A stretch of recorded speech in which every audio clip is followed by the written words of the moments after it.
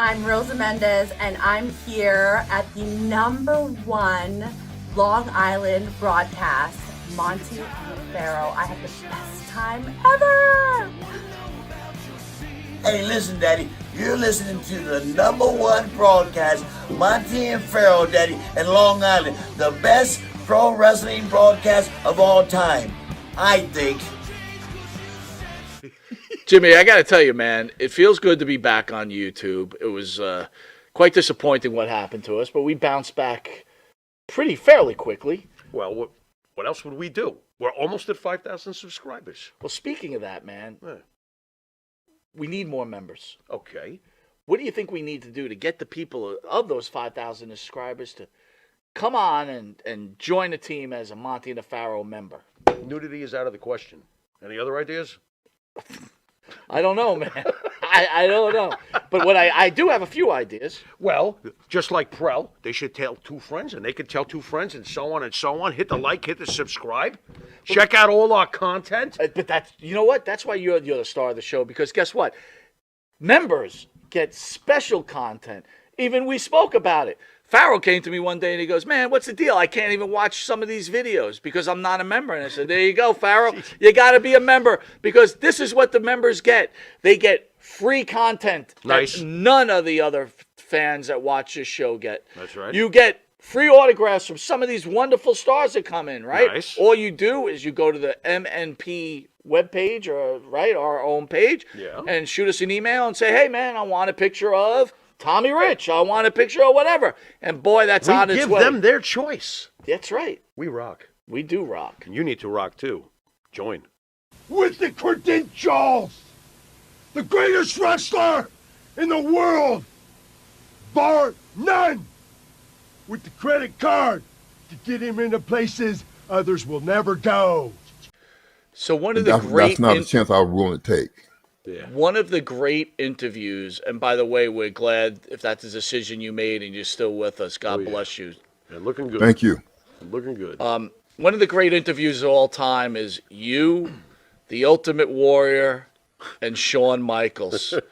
Shawn Michaels definitely high as F, right? Which you could tell. Yeah. Jim Hellwig, who knows what planet he's on. Yeah, he's high without the drugs. And then there's you. And to be fair, you know how much I love you and we love you.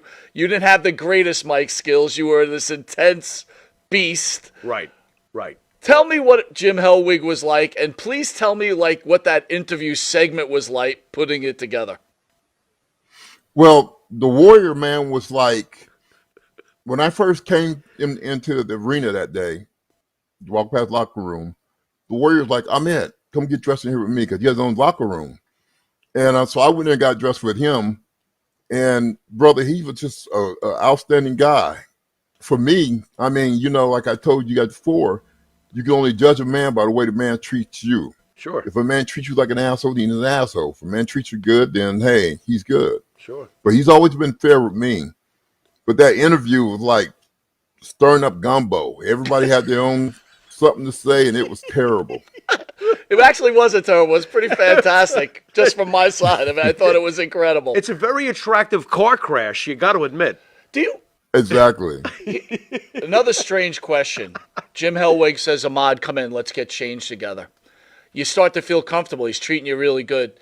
Do you turn to him and say, because now this is his second turn in the WWE, and right. we all heard the problems he had, right? He was almost an outcast in a lot of ways. Yeah, he was. Do you remain guarded, or do you break down and say, hey, Jim, I'm having some issues here. What do you think's going on? Very interesting. No, I was being guarded. I didn't let him know about my issues too much that I was having there. But he told me that I was a lot like him because he didn't hang out with the boys. He didn't go drinking with the boys, go do drugs with the boys. And he would even check into another hotel so he didn't have to stay with the boys. Mm. But, you know, like I say, he just seemed to be an all-around good dude, man. And I think that, you know, me being that way, not hanging out with the boys, not doing drugs with the boys, I think that kind of rubs some of them the wrong way. Oh, he thinks he's better than us or whatever. It's not that. It's just that I wasn't into what you were into. I know my lane. I stayed in my lane. That must make you feel pretty good to know that the Ultimate Warrior might have seen a little bit of you in his own self. Yes. Yes, Gotta feel- it made me feel real good. Your thoughts when he passed away? Obviously, you do have some fond memories of him, and his death was an absolute tragic shock. He finally makes up with Vince. He gets in the Hall of Fame. He goes on Monday Night Raw, and I think the next day he's dead, basically. Yeah, that was scary to me. I mean, that was just totally scary to me. And I felt bad, man, when it happened.